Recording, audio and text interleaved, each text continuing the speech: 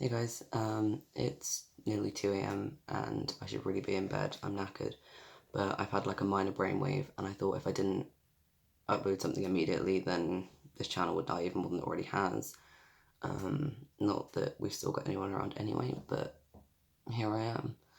And my brainwave is that I want to make a really short video addressing trauma, kind of like what it is, because there's this overrunning theme that people with things like PTSD and DID have, where they think their trauma wasn't bad enough, and also the fact that whenever someone hears that somebody has PTSD or they're traumatized, they immediately put those two things together and think, wow, this must be like I don't like this phrase, but like the worst thing that could ever happen to anyone. And it kind of like leads to this whole really difficult situation where either as a survivor you kind of think, well, that wasn't actually traumatic, maybe I'm faking everything, or as someone who doesn't know maybe too much about how PTSD and trauma works, where you kind of think that, well, I don't know, your brain kind of goes off, and people's brains go off on all this weird like trauma porn stuff. So like the overall theme of what I'm trying to say is that just because you personally or you as an adult wouldn't consider it deeply traumatic doesn't mean it wasn't to an individual, or especially in the case of DID, a child.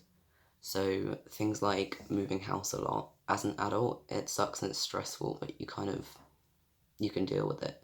Whereas if you're, I don't know, 5, 6 years old and you've moved house 3 times already, that's gonna really fuck with you, because you don't have time to settle, make attachments to places or people. It's constant stress, like everything getting uprooted and moved every like year or so. So if you put yourself in the shoes of a young child, it can kind of help you find that perspective. So right now I'd be like, well, moving house loads isn't really a big deal, but we did when we were younger. It's not a huge deal. Like, I can move house on like a month's notice now and just be not bothered by it. But then I think if I had a kid who was like 6 years old and I'd had them move house, move school, all of that 3 or 4 times already, like from the perspective of that child, I'd be like, whoa, that's actually like, that's really sarcastic. Like, wow, that's a lot to deal with.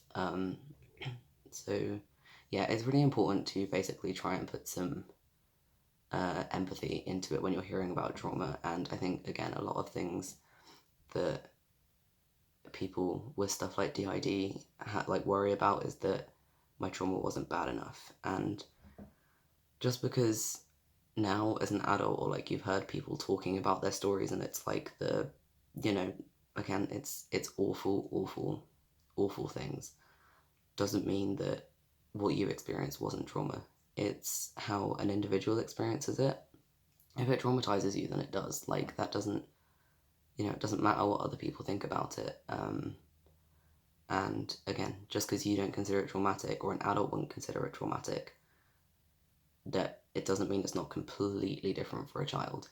And I think like that's something people really need to be aware of, either if you're learning about things like PTSD or if you have a disorder resulting from childhood trauma. Things like, I know it's traumatic even now, but like pets dying, moving house, medical appointments, health issues, or even just like extended periods of like stress, like severe stress, is enough to really traumatize somebody young. And I'm just going to be repeating myself as I go on because I'm half asleep. It was a very short brainwave, but trauma is trauma.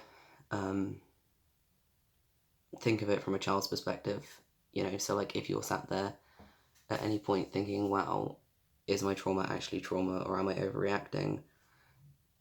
Think about you either being or having a 5-year-old in your life, putting them in that situation, hypothetically, obviously, please don't go find children and uproot them or anything like that.